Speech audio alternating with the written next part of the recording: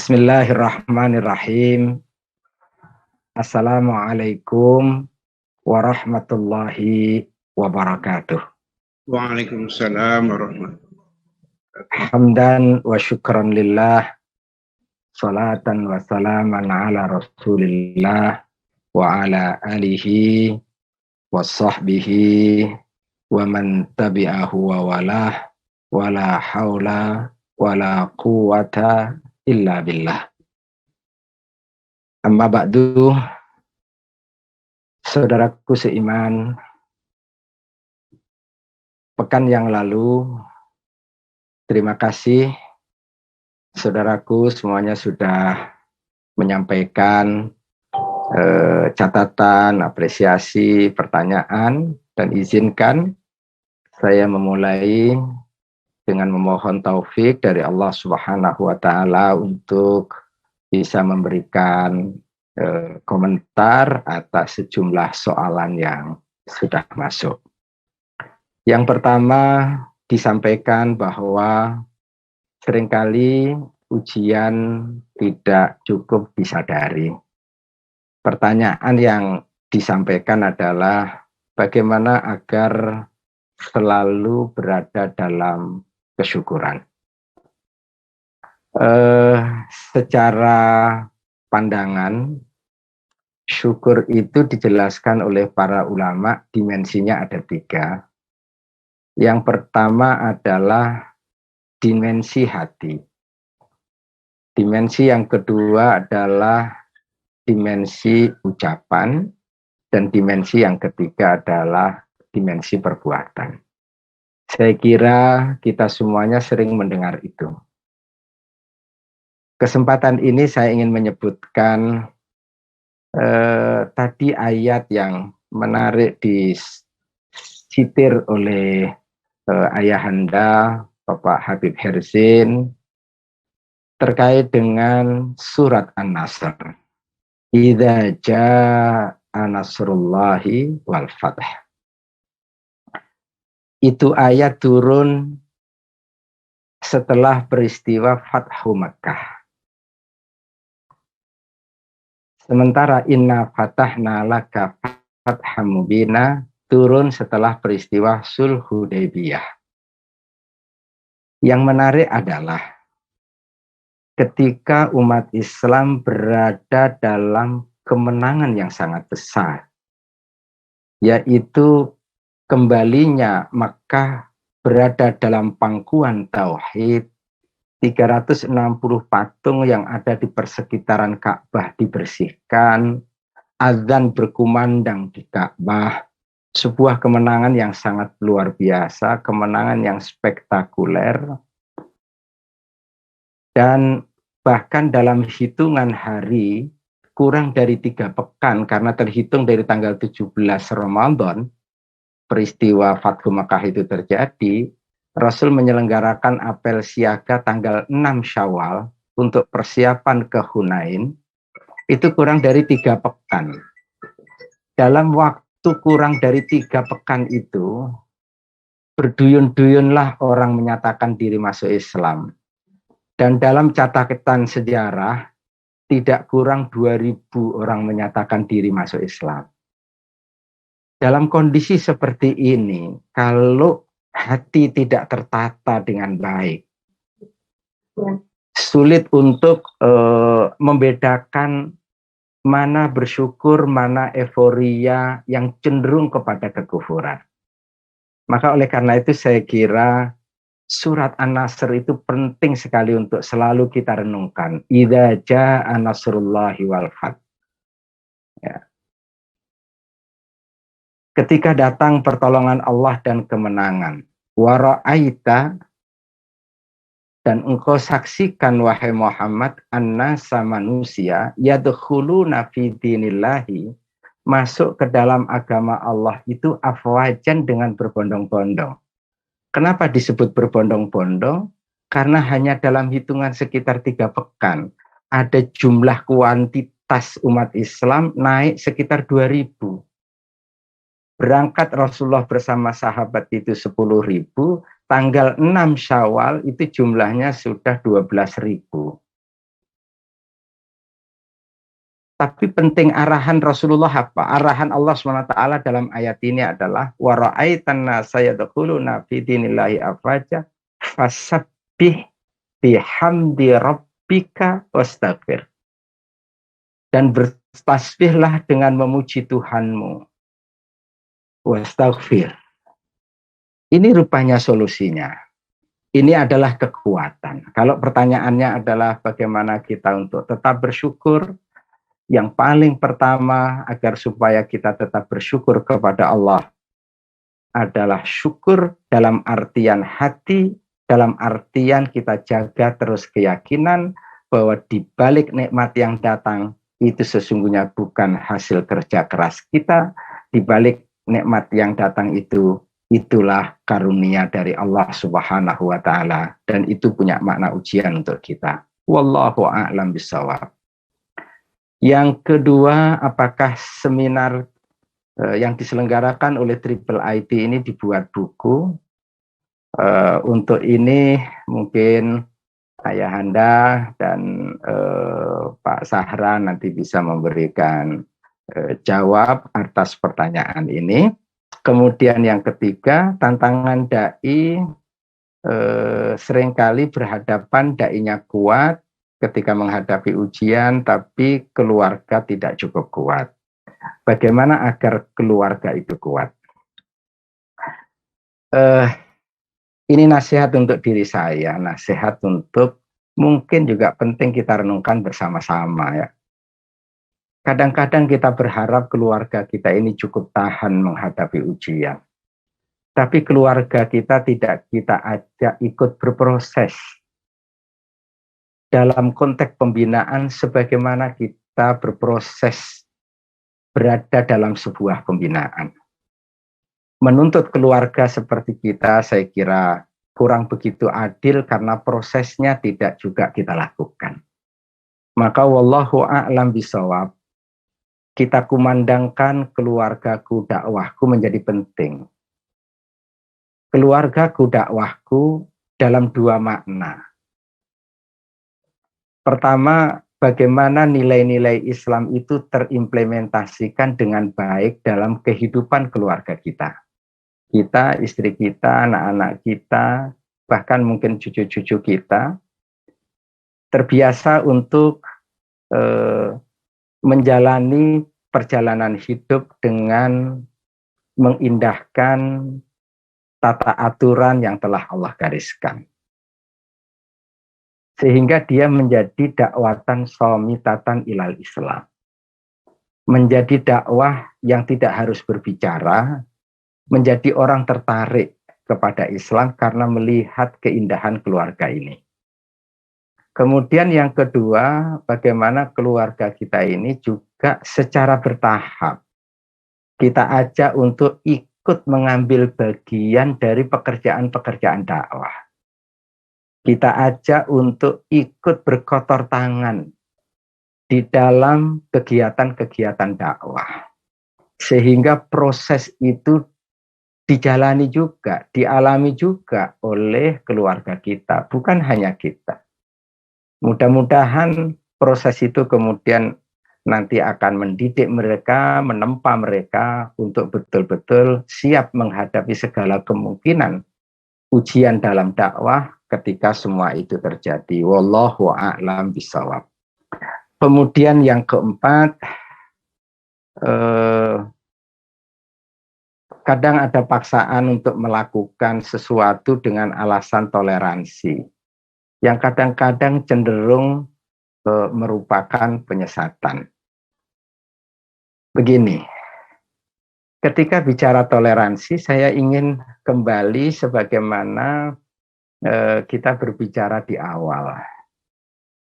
Saya meyakini, saya yakin-yakinnya bahwa tidak ada contoh kehidupan yang paling toleran terhadap orang di luar Islam sekalipun, melainkan contoh yang dicontohkan oleh Rasul dan para sahabat. Masyarakat Madinah dalam kepemimpinan baginda Rasul adalah masyarakat yang toleran. masyarakat yang menjunjung tinggi toleransi. Toleransi dalam arti yang benar, toleransi yang tidak menguburkan prinsip-prinsip akidah. Maka oleh karena itu, kalau kemudian ada orang mengatakan bahwa Islam tidak toleran, saya kira kita boleh membuka ruang untuk berdiskusi, untuk melihat contoh masyarakat yang lebih toleran daripada yang pernah dibangun oleh Rasul di Madinah, yang mana? Saya kira ini penting. Maka oleh karena itu, paksaan untuk toleransi dengan kesan seolah-olah Islam itu tidak toleran, saya kira sebuah pandangan yang perlu diluruskan karena tidak sesuai dengan perjalanan sejarah. Banyaklah fakta-fakta yang bisa kita ketengahkan dalam kaitan dengan ini. Wallahu a'lam bishawab. Yang kelima, apa nilai positif dari metode ceramah ya? Sementara beliau memandang bahwa metode ceramah tidak cukup tepat untuk kaum milenial. Saya kira begini, saya memahami bahwa keragaman metode itu penting. Metode ceramah adalah salah satunya.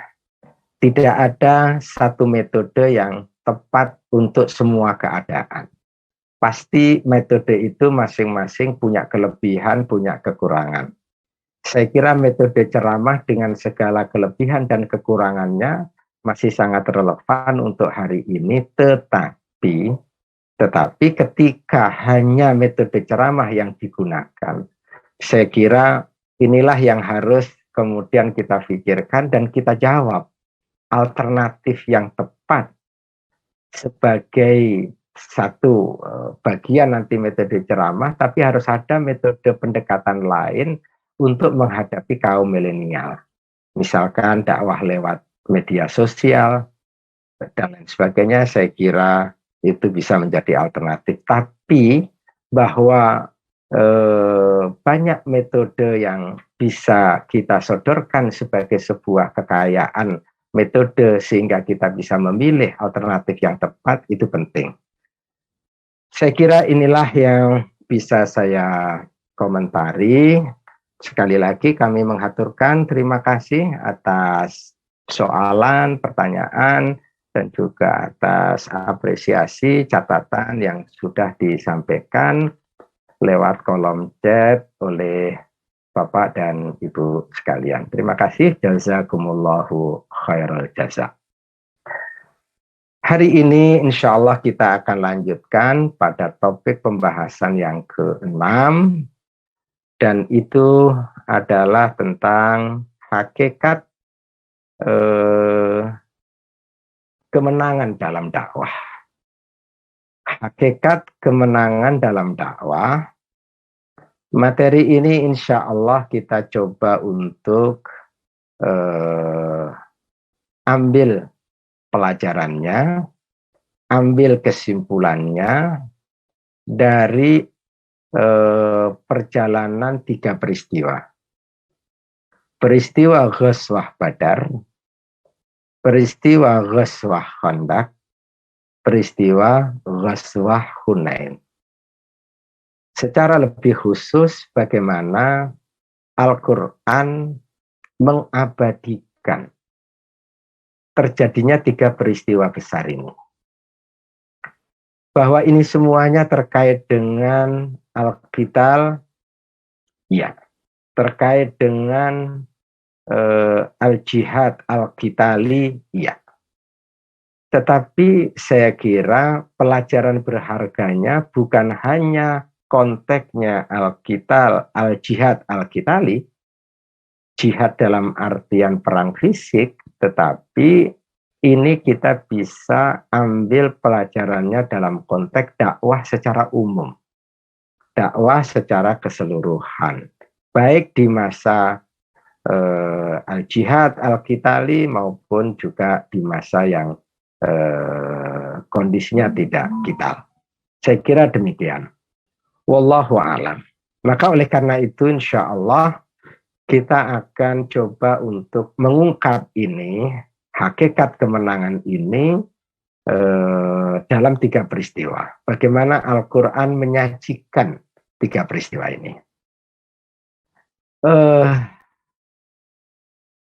Faktanya begini, kemenangan itu menjadi harapan setiap insan yang beriman. Kemenangan itu menjadi harapan semua kelompok-kelompok aktivis dakwah. Walaupun kadang-kadang tidak semua kita punya pandangan yang sama. Apa itu menang dan bagaimana meraih kemenangan. Atas dasar itulah saya kira kita akan membahas ini. Dan insya Allah ada 3 kesimpulan atau ringkasan dari materi ini. Yang pertama, setiap gerakan dakwah merindukan untuk meraih kemenangan dalam dakwahnya, walaupun tidak semua gerakan dakwah memiliki ukuran yang sama tentang menang dan cara untuk meraih kemenangan. Saya kira tadi poin 1 sudah saya sampaikan. Maka oleh karena itu, ya ini kami coba sajikan. Jika ada yang salah mohon dikoreksi. Dan saya kira sama-sama kita renungkan. Dan saya ingin peristiwa sejarah 14 abad yang lalu itu kemudian didasarkan pemaknaannya melalui tadabbur ayat-ayat Al-Quran. Yang kedua, dari fakta peperangan pada zaman Rasulullah, dan dalam konteks ini kami hanya akan mengangkat 3 saja, bahwa banyak jumlah pasukan dan tingginya jam terbang dalam perang tidak identik dengan kemenangan. Sedangkan sedikitnya jumlah pasukan tidak identik juga dengan kekalahan. Kemenangan sesungguhnya terletak pada pertolongan Allah, maka upaya maksimal untuk mengundang datangnya pertolongan Allah adalah suatu yang harus dilakukan bagi siapapun yang merindukan untuk meraih kemenangan. Jadi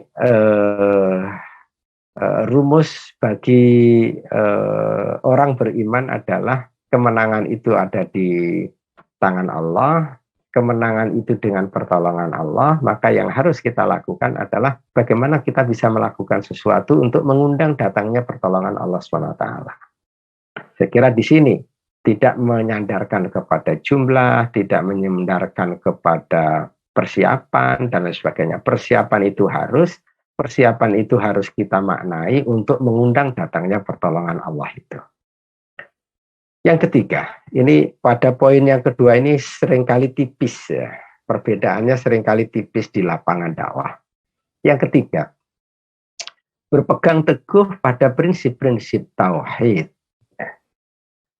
dan berkomitmen untuk taat dan patuh terhadap petunjuk Nabi Shallallahu Alaihi Wasallam serta istiqomah dan bersabar di atas 2 prinsip tersebut adalah cara efektif untuk mengundang datangnya pertolongan Allah Subhanahu wa Ta'ala. Jadi 2 kata kuncinya adalah yang pertama adalah menjaga tauhid kita, ya. Yang kedua adalah punya komitmen untuk ittiba'ur Rasul Sallallahu Alaihi Wasallam. Saudaraku seiman, saya ingin mengawali pembahasan ini dengan kita renungkan potongan ayat 185 dari surat Ali Imran. Di mana Allah Subhanahu wa Ta'ala berfirman, "Faman zuhziha 'anil nar wa udkhila." Mohon maaf itu salah, bukan wa adkhila, wa udkhila. Wa udkhilal jannata faqad faz. Barang siapa yang diselamatkan dari neraka dan dimasukkan ke dalam surga, maka sungguh ia menang. Maka sungguh ia beruntung. Dari ayat ini kita bisa berkesimpulan haqiqatul fauzi huwal fauzu bil jannah. Hakikat kemenangan adalah kemenangan meraih surga. Ini sebuah kekuatan dalam perjalanan kaum muslimin. Yang orang kafir seringkali gagal memahami ini. Menarik misalkan seusai perang Uhud. ketika Abu Sufyan mengatakan, kemarin untukmu, hari ini untuk kami.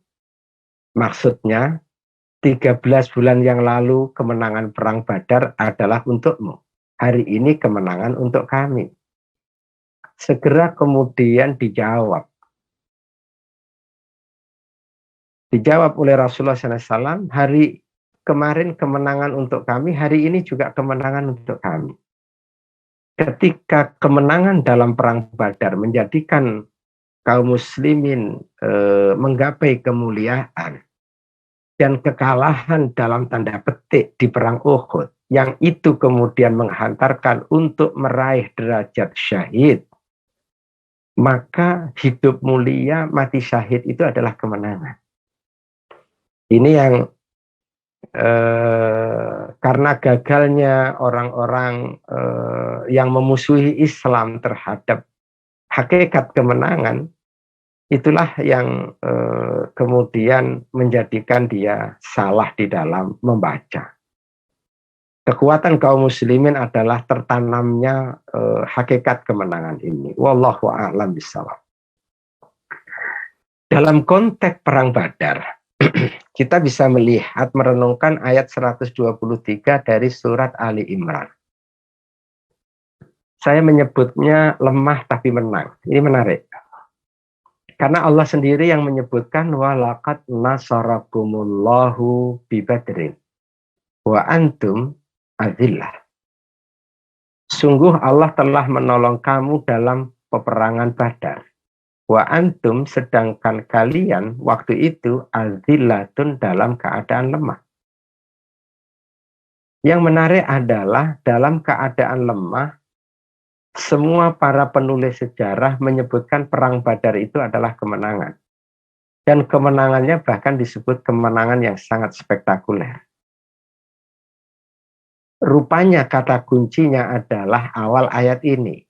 Kemenangan itu terjadi walaqad nasarakumullah. Allah telah menolong kamu. Maka oleh karena itu ada arahan. Arahannya adalah fattaqullah. Bertakwalah kalian kepada Allah. Begitulah orang beriman menghadapi kemenangan. Menghadapi atau mensikapi pertolongan yang Allah datangkan kepada mereka. Bertakwalah kepada Allah. Untuk apa itu semuanya dilakukan? La'allakum tashkurun. Supaya kamu mensyukurinya. Karena kita meyakini kalau kita sikapi dengan bersyukur, maka Allah akan tambah nikmat. La in syakartum la azidannakum. Sebaliknya wala in kafartum inna adzabi lasyadid. Begitulah ayat ini menjelaskan sekelumit tentang peristiwa perang Badar. Catatan yang menarik adalah lemah tapi menang. Sekaligus kita mendapatkan jawab. Ternyata kunci kemenangannya adalah pertolongan Allah.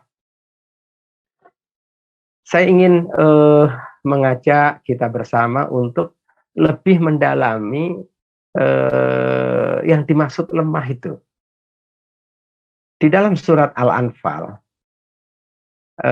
disebutkan, ya, di dalam surat Al-Anfal disebutkan bahwa Rasulullah di dalam surah Al-Anfal ayat 65, Allah melukiskan begini. Ini terkait dengan perang Badar.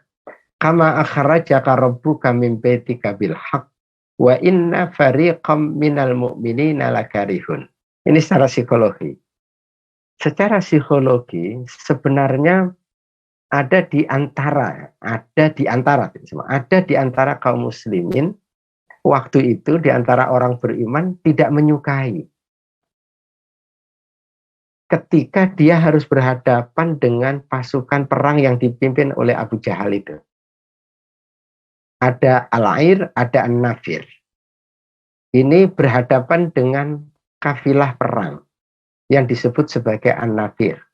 Sementara nanti ada kafilah dagang yang dipimpin oleh Abu Sufyan bernama, itu yang sering disebut sebagai Al-Air. Maka mereka ini merasa Yujadilunaka fil haqqi ba'dama tabayyana ka'annama yusakuna ilal maut wahum yang turun. Seolah-olah perang Badar itu, perintah untuk berhadapan dengan pasukan yang dipimpin oleh Abu Jahal itu, seolah-olah menyodorkan kematian, seolah-olah dihalau menuju kepada kematian. Sementara sebab-sebab kematian itu ada di pelupuk mata.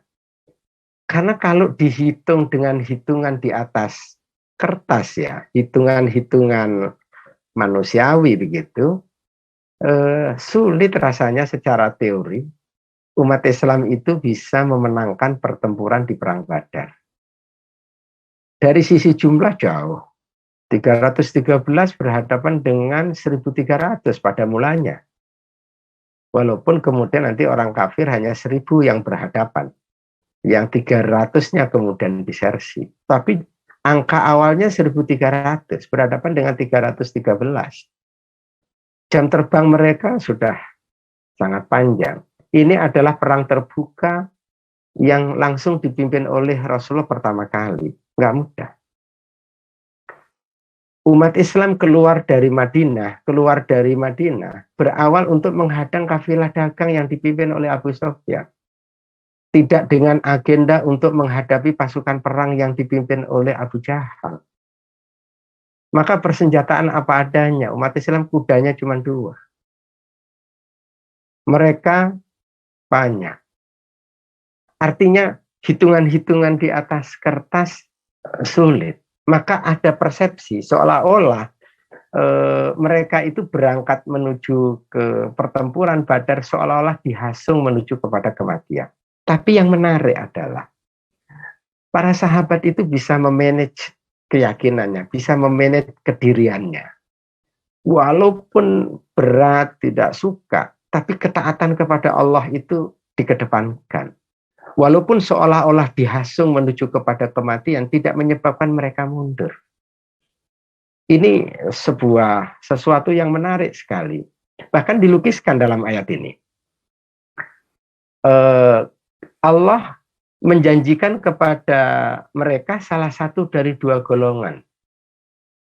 Untukmu. Golongan yang dimaksud adalah pasukan perang yang dipimpin oleh Abu Jahal, 1. Yang kedua, pasukan dagang atau kafilah dagang yang dipimpin oleh Abu Sufyan. Secara manusiawi, kaum muslimin memilih berhadapan dengan kafilah dagang yang dipimpin oleh Abu Sufyan. Jumlahnya sedikit.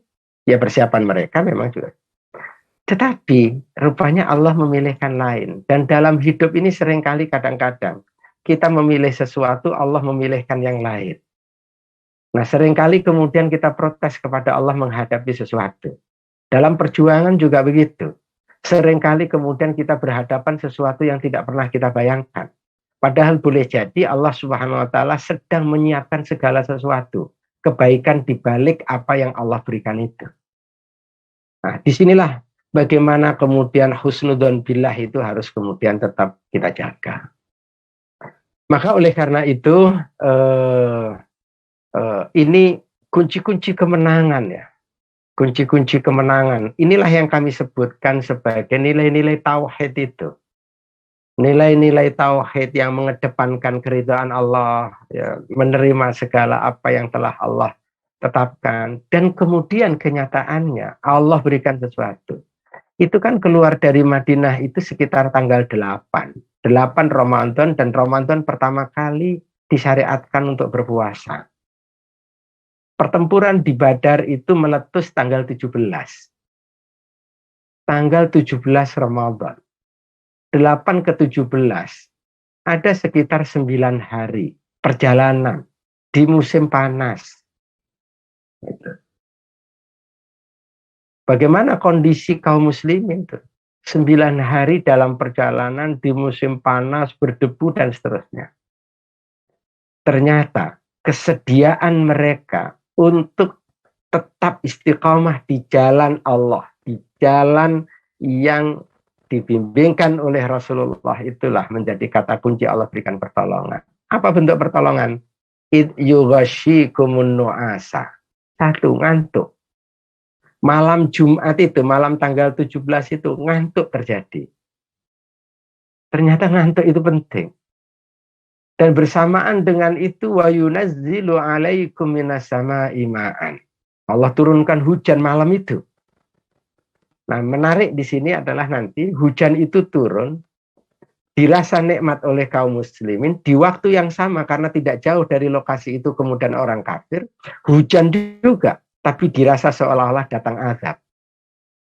Wa yunazzilu 'alaikum minas sama'i ma'an. Udah ngantuk, sekian hari nggak mandi, malam-malam hujan, mereka keluar hujan-hujanan. Liyutahhirakum bihi wa yudhiba ankum rijsasy syaitan. Masya Allah. Nah, hujan itu kemudian selain membersihkan fisik, tapi juga membersihkan dari godaan-godaan syaitan. Waliyarbita ala qulubikum wa yusabbita bihil aqdam. Sehingga memperkokoh, dan malam itu para sahabat tidur nyenyak. Rasul dan Abu Bakar As-Siddiq, Abu Bakar menemani Rasulullah untuk terus berdoa semalaman. Sahabat tidur dengan nyenyak. Karena lelah 9 hari turun hujan, mereka mandi, bersih, nikmat. Besok kemudian terjadilah pertempuran itu. Sementara ada konflik di pasukan musyrikin Quraisy di malam hujan itu. Karena ada konflik yang luar biasa. Mereka tidak melihat sebagian mereka melihat arogansi kekuasaan yang ditunjukkan oleh elit pimpinan di musyrikin Quraisy, dan kemudian mereka pada akhirnya disersi. Baik, selain itu kemudian Allah berikan pertolongan banyak hal, termasuk hadirnya pasukan malaikat. Poin yang saya ingin sebutkan, nanti dipersilakan untuk dihayati lebih lanjut ya. Poinnya adalah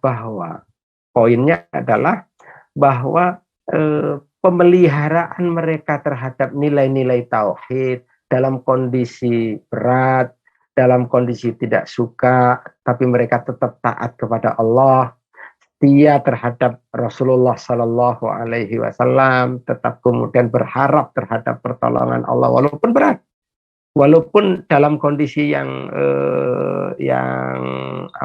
hitungan di atas kertas mungkin kalah, dan itu kemudian mengundang datangnya pertolongan Allah. Sampai-sampai ketika ada sahabat yang kemudian mau memukulkan pedangnya ke musuh, ternyata sudah tergeletak terlebih dahulu, dan lukanya bukan luka pedang, tapi lukanya luka cemeti. Dan ketika dikonfirmasi kepada Nabi menyebutkan itu senjata dari malaikat. Rupanya malaikat diturunkan oleh Allah ikut membantu kaum muslimin. Baik, ini satu peristiwa. Saya kira ini pelajaran berharga. Siapapun di antara kita yang merindukan ya untuk meraih sebuah kemenangan, kemenangan itu harus kita undang dengan kokohnya tauhid kita. Tapi sekali lagi ini catatan, ini semuanya tidak berarti kemudian kita tidak berikhtiar secara maksimal. Perang Badar itu ditunjukkan betapa para sahabat itu berikhtiar maksimal, berjuang keras habis-habisan. Rasul juga atur strategi. Tapi sandaran akhirnya itu bukan pada ikhtiarnya itu. Sandaran akhirnya itu adalah pada pertolongan Allah. Ikhtiar maksimal itu harus dilakukan. Hijrah itu perencanaannya luar biasa. Itu semua dilakukan dalam rangka mengundang datangnya pertolongan Allah. Pertolongan Allah tidak boleh diundang dengan kita mengabaikan ikhtiar. Pelajaran yang mungkin sebaliknya justru adalah Perang Hunain. Itu perang Badar di awal. Perang Hunain itu terjadi tahun 8 Hijriah. Bulannya bulan Syawal. Setelah peristiwa Fathu Mekah. Dalam catatan sejarah, sudah terjadi sekitar 37 kali perang. Mayoritas dimenangkan oleh kaum muslimin. Ya. Nah, jumlah pasukan waktu itu 12.000. Harus berhadapan dengan orang-orang yang lari ke Hunain, yang berkonsentrasi untuk membangun kekuatan di Hunain. Jumlahnya kaum muslimin sangat banyak dibandingkan dengan musuh. Tetapi ada sesuatu yang salah yang menyebabkan terjadinya kekalahan. Ayat 25 dari surat At-Taubah itu melukiskan laqad nasarakumullahu fi mawatina katsirati wa yauma Hunain. Allah awali sesungguhnya Allah telah menolong kamu hai para mukminin di medan peperangan yang banyak, dan ingatlah perang Hunain. Kita diperintahkan oleh Allah untuk ingat perang Hunain. Kenapa harus kita ingat perang Hunain? Apanya yang harus kita ingat? Satu hal, id a'jabatkum kasratukum. Ketika jumlah kalian yang mayoritas itu membuat kalian takjub. Lupa bahwa kemenangan itu dengan pertolongan Allah. Ikhtiar itu harus dilakukan maksimal untuk mengundang datangnya pertolongan Allah. Dia bersandar pada jumlahnya yang banyak. Menjadi takjub karena jumlahnya yang banyak. Allah menegaskan falam tughni ankum syai'a. Semua itu tidak ada gunanya. Wa dhaqat 'alaikumul ardu bima rahubat tsumma wallaitum mudbirin. Ternyata medan Hunain yang sedemikian luas itu kaum muslimin dalam keadaan kocar-kacir, dan medan tanah di Hunain itu menjadi amat sangat sempit. Ringkasnya adalah begini. 12.000 ternyata tidak bisa berbuat apa-apa. Kocar-kacir. Kaum muslimin itu dihadapkan oleh sebuah ketakutan.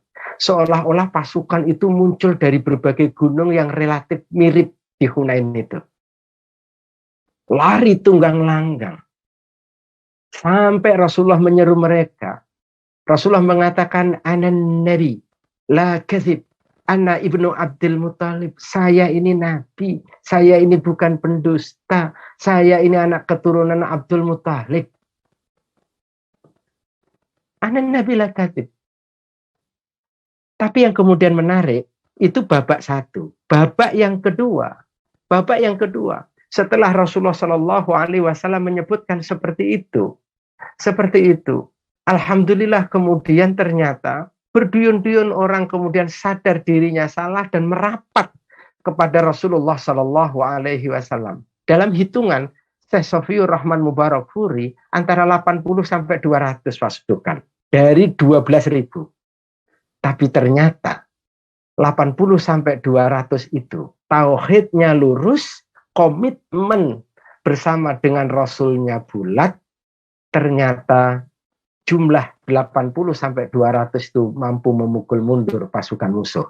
Mukjizat bentuknya nanti diantaranya adalah Rasulullah kemudian diperintahkan untuk mengambil pasir dan kemudian ditaburkan dan menjadikan pandangan orang-orang musyrikin Quraisy itu gelap. Itu dalam konteks perang Hunain. Jadi ini menarik. Ini kalau kita komparasikan antara Badar dan Hunain, itu saya kira menjadi sebuah studi yang cukup menarik untuk bisa menangkap asbabun nasr wa asbabul hazimah. Sebab-sebab datangnya pertolongan Allah dan sebab-sebab sebuah kekalahan. Yang terakhir, Bapak dan Ibu, saya menyebutkan ini terkait dengan Ghazwatul Khandaq. Ya. Kami menyebutkan dengan sebuah ungkapan kritis tapi menang. Ringkas karena ini waktu kita yang terbatas. Saya ingin menyebutkan dengan peta ini ya. Betapa perang Khandaq ini terjadi pada bulan Syawal tahun kelima. Bulannya bulan Syawal. Madinah dikepung selama 1 bulan penuh. Ya, Madinah dikepung selama 1 bulan penuh. Ini negara baru berdiri 5 tahun. Harus menghadapi pasukan multinasional. Diabadikan di dalam Al-Quran dengan nama surat Al-Ahzab. Pertanyaan adalah, 10.000 pasukan multinasional dari arah sini nih. Ini nanti ada musyrikin Quraisy, ini ada Banu Ghatafan, kemudian ada Banu Murrah, Kinanah, Sulaim, dan seterusnya. Banyak suku-suku di sini. Dari depan ini parit ini sekitar 4,5 kilo, 4,6 nih. 4,6 nih parit. Parit ini kedalamannya sekitar 3,5 meter, lebar sekitar 4 meter. Ini parit, ini arah pintu dari Uhud ini. Ini kalau kita dari Mekah masuknya lewat sini dulu. Ini ada 10.000 pasukan. Ada yang di atas, ada yang di bawah, ada yang kavaleri, ada infanteri. Nanti dilukiskan dalam ayat Quran. Kemudian yang kedua, ada sejumlah orang-orang munafik yang muncul dari dalam, yang pada akhirnya karena hati mereka sakit, memprovokasi kaum muslimin yang bertahan ini. Ini diperkirakan jumlah kaum muslimin sekitar 3.000. Nah, lalu kemudian disersi, minta izin. Dan kemudian ada pengkhianatan di belakang sini. Ini petanya, saya mau sebutkan lagi. Ini petanya. Petanya dari pengkhianatan dari Banu Quraidah. Yahudi Banu Quraidah yang sudah terikat perjanjian dalam perjanjian Madinah atau piagam Madinah, tapi dia berkhianat. Karena ada satu diktum nanti dalam perjanjian atau piagam Madinah itu, siapapun yang terlibat dalam perjanjian ini harus ikut mempertahankan negara Madinah dari kemungkinan serangan yang muncul dari luar maupun dari dalam. Nah, Yahudi Banu Quraidah ini jumlah pasukannya sekitar 600. Dengan persenjataan lengkap, benteng mereka ada di belakang sini. Nah, Masjid Nabawi adanya di sini. Jadi kaum muslimin pada saat itu berhadapan dengan situasi yang luar biasa. Di depan pasukan multinasional 10.000. Di dalam ada orang-orang munafik yang apa istilahnya ya, yang hatinya itu ingin cari aman, tidak siap menghadapi kenyataan. Lalu kemudian ada pengkhianatan orang Yahudi dari belakang. Itulah kenapa kami sebut sebagai kritis. Karena ayat 10-11 dari surat Al-Ahzab melukiskan begini. Ija'ukum min fauqikum wa min asfala minkum. Yaitu ketika mereka datang kepadamu dari atas maupun dari bawah. Dari atas yang dimaksudkan adalah pasukan memanah yang ditempatkan di bukit-bukit. Kemudian ada yang dari bawah, kavaleri dan infanteri. Wa min asfala minkum, dan dari bawah kalian. Dan dilukiskan kondisi psikologis kaum muslimin. Wa idzaghatil absaru. Ketika pandangan mata itu sudah tidak lagi jenak, sudah tidak lagi menatap dengan baik gitu. Pandangan itu sudah. Karena apa? Karena melihat kondisinya yang sangat mengkhawatirkan gitu. Dan itu terjadi di kalangan Rasul dan para sahabat. Dan kita sering mengatakan kalau orang itu dalam kebingungan, itu pandangan mata itu seolah-olah kosong. Quran begitu menyebutkan, Masya Allah. Ini menggambarkan bagaimana psikologi kaum muslimin. Wa balaghatil qulubul hanajir. Dan seolah-olah hati ini nyesak ke dada, ke leher. Nyesak. Hati itu menyesak. Gitu. Nah, dalam kondisi seperti ini, wa tadunnuna billahi dununa. Rawan sekali orang punya persangkaan dengan berbagai purbasangka kepada Allah SWT. Dalam perjuangan ini seringkali berhadapan dengan begitu. Ketika berhadapan dengan persoalan, seolah-olah nggak ada jalan keluar gitu, gelap gitu. Nah, ada persangkaan-persangkaan. Allah menyebutkan hunalikabbtuliyal mu'minuna wa zulzilu zilzalan syadida. Begitulah Allah itu menguji orang-orang beriman. Bahkan pakai kosakata wa zulzilu. Zilzal itu kan dipakai untuk menyebutkan gempa bumi. Tapi di sini disebutkan gempa kejiwaan. Wa zulzilu zilzalan syadida. Masya Allah. Ini luar biasa. Gimana itu? Coba bayangkan. Kaum muslimin di Madinah 3.000 orang berhadapan dengan pasukan multinasional yang dari depan 10.000, pengkhianatan yang dari belakang, kemudian orang munafik yang dari dalam. Berat kondisinya. Tapi yang menarik, kaum muslimin itu tetap gitu. Nah, ini nanti ada tipe-tipe bagaimana orang munafik menghadapi itu, tapi ini karena waktu, satu waktu mungkin boleh kita ungkap gitu ya, ungkap gimana sih karakter orang munafik kalau menghadapi begini. Tapi boleh saya ingin sebut terlebih dahulu justru orang beriman. Cara pandang dan sikap orang beriman. Dan inilah yang menjadikan mengundang datangnya pertolongan Allah itu. Cara pandangnya begini. Walamma ra'al mu'minunal ahzaba. Dan tatkala orang-orang mukmin melihat golongan-golongan yang bersekutu itu, ketika pasukan multinasional itu datang dari arah Uhud merangsek itu, mukminun al-ahzaba qalu, apa kata orang beriman? Hada ma wa'adanallahu wa rasuluhu. Oh, ini rupanya yang Allah janjikan dan Rasul janjikan. Oh, ini dia. Apa yang dimaksudkan ini? Banyak yang kemudian menafsirkan kaitannya dengan surat Al-Baqarah ayat 214. Apakah kamu mengira bahwa kamu akan masuk surga padahal belum datang kepadamu cobaan sebagai hanya orang-orang yang terdahulu sebelum kamu. Mereka ditimpa oleh malapetaka, kesengsaraan, serta digoncangkan dengan bermacam-macam cobaan. Sehingga berkatalah Rasul dan orang-orang yang beriman bersamanya, bilakah datang pertolongan Allah? Mata nasrullah, ala inna nasrullahi qarib. Orang beriman ketika datang pasukan multinasional itu mengatakan, oh ini rupanya yang dijanjikan oleh Allah. Ini dia nih. Orang beriman pasti akan berhadapan dengan ujian. Dan yakin mereka optimis bahwa di balik ini pasti ada kemenangan nih. Allah akan turunkan sesuatu. Wa ma zadahum illa imana wa taslima. Dan peristiwa pengepungan negara Madinah itu tidak menjadikan mereka melainkan tambah imannya, tambah pasrahnya. Inilah orang-orang yang beriman. Sangat berbeda sekali dengan orang munafik. Orang munafik kita lihat dalam konteks perang Ahzab ini. Orang munafik dia mengatakan wa id yaqulul munafiquna. Dan ingatlah, kita diperintahkan oleh Allah untuk mengingat tentang peristiwa 14 abad yang lalu. Mengingat apa? Mengingat tentang bagaimana pandangan dan sikap orang munafik. Wa idh yaqulul munafiquna, dan ingatlah ketika orang-orang munafik itu mengatakan walladzina fi qulubihim marad, dan orang-orang yang di dalam hatinya itu ada penyakit. Karena orang munafik disebutkan dalam suratul Baqarah sebagai orang yang hatinya ada sakit. Apa dia berkata? Ma wa'adanallahu wa rasuluhu illa ghurura. Mana yang dijanjikan oleh Allah? Allah itu tidak janji, Rasulullah itu tidak janji, kecuali janjinya itu hanya tipu daya. Mana sih Allah janjikan? Katanya Allah akan bela orang beriman, katanya Allah akan berikan ini, katanya Allah akan berikan ketenangan. Kok yang terjadi justru masalah? Kok yang terjadi justru ini? Yang terjadi bukan kemudian dia mencoba untuk evaluasi diri, jangan-jangan ikhtiarnya tidak maksimal dia lakukan sehingga pertolongan Allah tidak datang.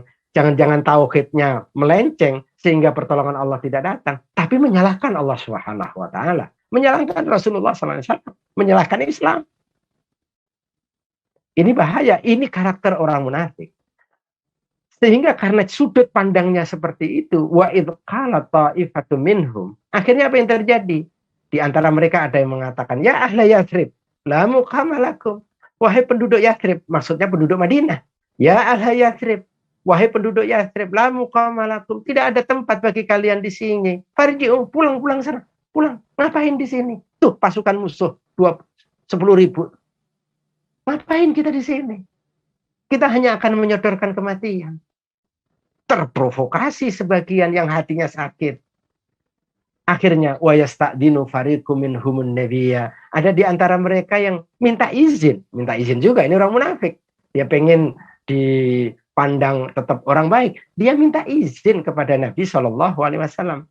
Apa argumentasinya? Apa alasannya mereka minta izin untuk mundur?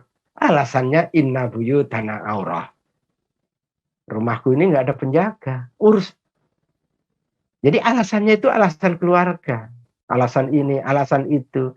Tapi sesungguhnya sejatinya adalah tidak siap menghadapi tantangan dalam dakwah. Tidak siap menghadapi. Dijawab oleh Allah, wa ma hiya bi'aurah in iyuriduna illa firara. Sejatinya karena mereka ingin lari saja dari medan pertempuran itu. Maka oleh karena itu, saudaraku seiman, inilah beberapa hal ya yang saya kira menarik untuk kita dalami ayat-ayat itu. Ini baru ada 3 kasus. Ghazwah Badar, Ghazwah Hunain, dan kemudian Ghazwah Khandaq. Satu hal lagi, sekali lagi saya ingin menegaskan, ketika kemenangan itu Allah berikan, Seperti kemenangan Fathu Mekah, yang turun ayatnya adalah surat An-Nasr. Ini bagaimana soal pertolongan Allah itu betul-betul harus kita sambut, harus kita undang dia dengan lurusnya tauhid kita. Cara pandang kita yang benar. Cara memandang persoalan itu dengan benar. Berdasarkan petunjuk Allah dan Rasul-Nya. Baru kemudian kita berbicara dengan sikap. Karena seringkali kemudian sikap yang salah itu muncul disebabkan karena cara pandang yang salah. Saya kira inilah yang bisa saya sampaikan sebagai peringatan untuk diri saya dari tadabbur sejumlah ayat itu. Dan mudah-mudahan bermanfaat untuk kita semuanya. Terima kasih. Demikian saya kembalikan kepada Pak Sahran. Assalamualaikum warahmatullahi wabarakatuh.